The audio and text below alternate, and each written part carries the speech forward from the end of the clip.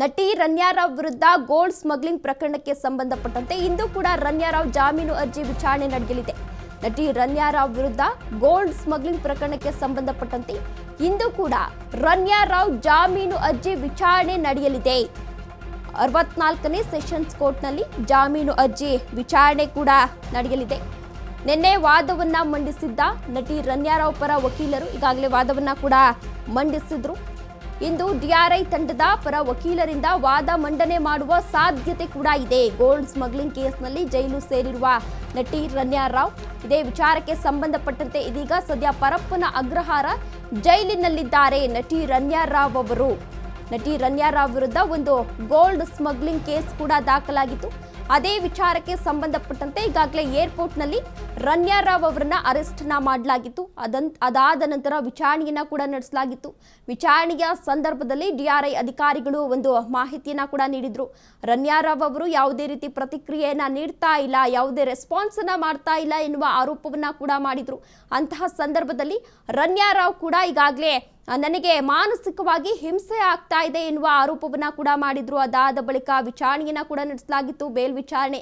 ಅಂತಹ ಸಂದರ್ಭದಲ್ಲಿ ಮುಂದೂಡಿಕೆಯನ್ನ ಕೂಡ ಮಾಡಲಾಗಿತ್ತು. ಇವತ್ತು ರನ್ಯಾರಾವ್ ಅವರ ಬೇಲ್ ವಿಚಾರಣೆ ಕೂಡ ನಡೆಯಲಿದೆ.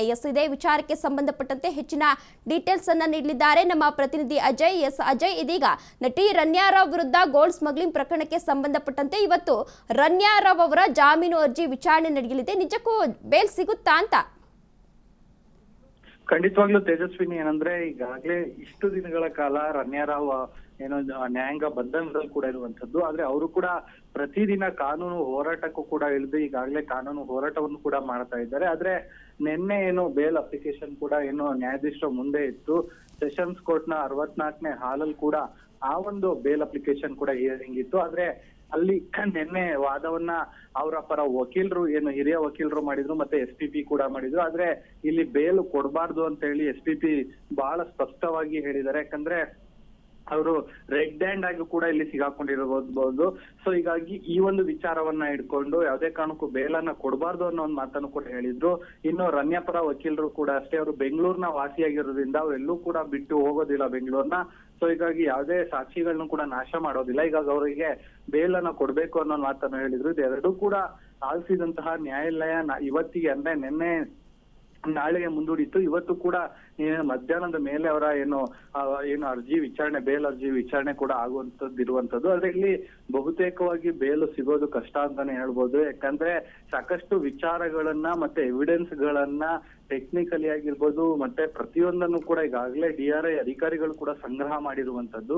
ಸೊ ಹೀಗಾಗಿ ಇಂತಹ ಸಂದರ್ಭದಲ್ಲಿ ಬೇಲು ಸ್ಯಾಂಕ್ಷನ್ ಮಾಡಿದ್ರೆ ಅದು ಬೇರೆ ರೀತಿಯಾಗಿ ಆಗತ್ತೆ, ಮತ್ತೆ ಅದು ಬೇರೆ ಏನು ಸಾಕ್ಷಿಗಳ ಮೇಲೆ ಪ್ರಭಾವ ಬೀರದಂಗಾಗುತ್ತೆ ಅನ್ನೋ ಒಂದು ಉದ್ದೇಶದಿಂದಾಗಿ ಇಷ್ಟು ದಿನ ನಡೆದಿರುವಂತಹ ಕೇಸ್ಗಳ ಉದಾಹರಣೆ ಮೇರೆಗೆ ಯಾವುದೇ ಕಾರಣಕ್ಕೂ ಕೂಡ ಬೇಲ್ ಸಿಗೋದಿಲ್ಲ ಅನ್ನೋ ಮಾತನ್ನು ಕೂಡ ಈಗಾಗಲೇ ಕೆಲವರು ಹೇಳ್ತಾ ಇರುವಂತದ್ದು. ಸೊ ಹೀಗಾಗಿ ನಟಿ ರನ್ಯಾ ಏನಿದ್ದಾರೆ ಅವ್ರು ಇನ್ನೂ ಕೆಲ ದಿನಗಳ ಕಾಲ ನ್ಯಾಯಾಂಗ ಬಂಧನದಲ್ಲೇ ಇರ್ಬೇಕಾಗುವಂತ ಪರಿಸ್ಥಿತಿ ಎದುರಾಗಬಹುದು ಅಂತ ಹೇಳ್ಬೋದು ತೇಜಸ್ವಿನಿ. ಧನ್ಯವಾದ ಅಜಯ್ ತಮ್ಮೆಲ್ಲ ಡೀಟೇಲ್ಸ್ಗಾಗಿ.